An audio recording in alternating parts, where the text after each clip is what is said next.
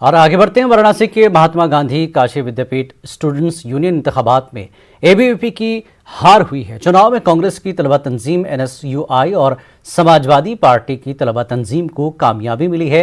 NSUI ने नायब सदर और जनरल सेक्रेटरी समेत 6 ओहदों पर कब्जा जमाया है।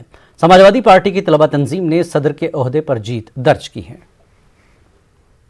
यहाँ पे विश्वविद्यालय में जो तमाम यहाँ पे जो भी एबीवीपी के हैं, जो भाजपा के लोग हैं, कहते हैं कि यहाँ पे भाजपा यहाँ के वहाँ पे अभी इस समय जब चुनाव प्रचार चल रहा था तो यहाँ पे विधायक और यहाँ पे जितने भी पार्षद सभासद, जितने भी यहाँ पे मंत्री, जो भी मंत्री है बनारस में, जो भाजपा के अच्छे नेता हैं, वरिष्ठ नेता हैं, वो आके यहाँ पे प्रचार करने का काम करते थे। तो मैं चाहा कि यहाँ पे विश्वविद्यालय में हम लोग के साथ छात्र भाई हैं जो हम लोग के साथ चलने का काम करते हैं। मैं ऐसा चाहता हूँ कि विश्वविद्यालय में वो जितने भी फर्जी तरह के लोग हैं, यहाँ पे भाजपा के लेजेंड जो करते हैं लोग, उन लोगों को मैं यहाँ एक अच्छा तमाचा मारने का काम किया हमारे छात्र भाई ने।